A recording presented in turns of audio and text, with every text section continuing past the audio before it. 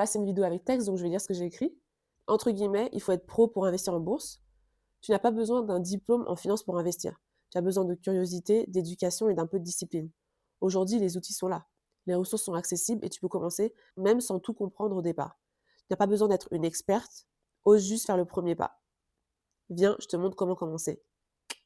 Alors, on a entendu plusieurs croyances limitantes un peu plus tôt, mais au final, je pense que ce qui empêche beaucoup de personnes d'investir en bourse, c'est la peur de mal faire. Parce qu'on nous a mis en tête depuis des années qu'il faut être expert pour investir en bourse. Il n'y a que les grandes banques et les conseillers financiers et les bac+10 en finance qui savent ce qu'ils font.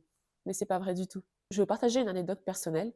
La première fois que j'ai compris le concept de la bourse, ou un petit peu de ce que c'était quand j'étais au lycée et j'avais un pote qui faisait du trading.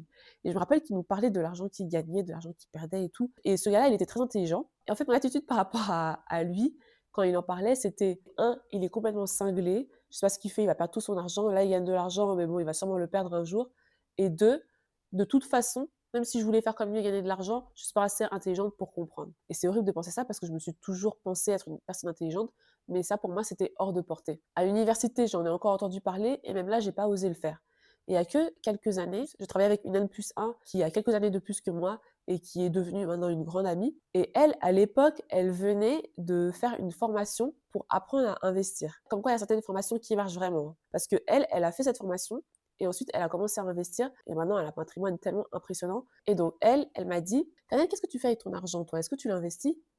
Et j'ai commencé à lui dire: «Ah non, moi je trouve que c'est trop compliqué, je vais jamais rien comprendre, j'ai jamais rien compris et puis c'est beaucoup trop risqué, j'ai peur que ça se crache à n'importe quel moment». Elle m'a dit: «Non, je veux pas entendre ça». Et donc elle a fait 2 choses. Premièrement, elle m'a montré comment la bourse avait évolué au cours des dernières années pour montrer que la peur du crash boursier est assez irrationnelle. Et en plus, elle m'a dit: «Canel, je te connais, je sais que tu es capable de comprendre les concepts de la bourse. Si tu veux commencer, viens, on s'assied, je t'explique les concepts de base et ensuite, à partir de ça, tu fais tes propres recherches et si tu as des questions, tu viens me voir». Et c'est ça mon origin story par rapport à la bourse. Donc grâce à elle, j'ai commencé il y a 5 ans maintenant. Suite à ça, je me suis rendu compte que c'était vrai. Investir en bourse, c'est beaucoup plus simple que ce que les grands acteurs veulent nous faire croire. Quand on commence, ça fait peur parce qu'on entend parler de plein de choses. Indice boursier, ETF, fonds immobiliers, UC, OPCVM, SICAV, enfin, il y a tellement de mots et de termes et on se dit: «Je ne vais jamais réussir à comprendre tout ça». Et c'est possible qu'on ne réussisse jamais à tout comprendre, mais on n'a pas besoin de tout comprendre pour commencer. Il suffit de comprendre déjà les bases. Il suffit de commencer avec les termes les plus importants, actions, obligations, ETF, quelques indices boursiers comme CAC 40, MSCI World, SP500. Est-ce que vous prenez note? Et déjà, ça, c'est une base solide pour commencer à investir.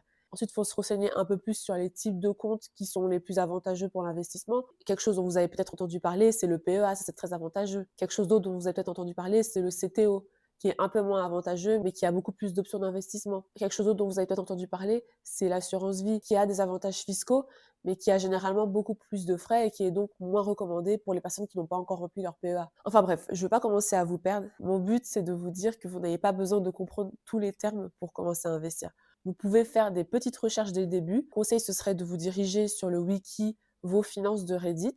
Je vais mettre le lien dans la description. Cet endroit-là, c'est vraiment une mine d'informations pour les débutants. Et ensuite, vous faites vos chemins petit à petit. Vous n'investissez que dans ce que vous connaissez au début. Si ça se trouve, vous n'allez même pas vouloir en apprendre beaucoup plus. Vous allez rester sur les concepts de base, mais même avec les concepts de base, vous pouvez faire beaucoup. Croyez-moi. Il y a beaucoup d'autres croyances limitantes qui empêchent d'investir en bourse. Et si vous voulez en savoir un peu plus, j'ai fait un PDF complètement gratuit où je parle de ces croyances limitantes, j'essaie de les debunker un petit peu pour vous faire réfléchir et essayer de ouvrir votre esprit et de vous faire voir la bourse d'une façon différente, peut-être un peu plus positive. Je mets aussi le lien dans la description et j'espère que ça va vous aider à franchir le pas pour commencer à penser à investir en bourse.